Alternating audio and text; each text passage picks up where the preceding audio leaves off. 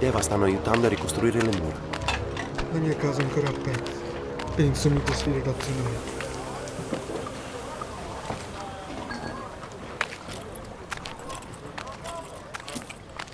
Tipo sospetto. Quello non è di qui. Sto cercando la ragazza dai capelli bianchi.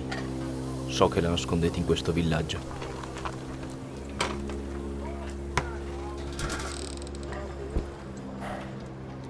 Non più. Un mio compagno la sta portando alle montagne dolenti.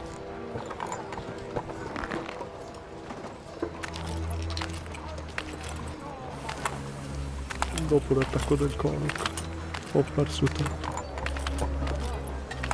Quel tizio sembra Deschina.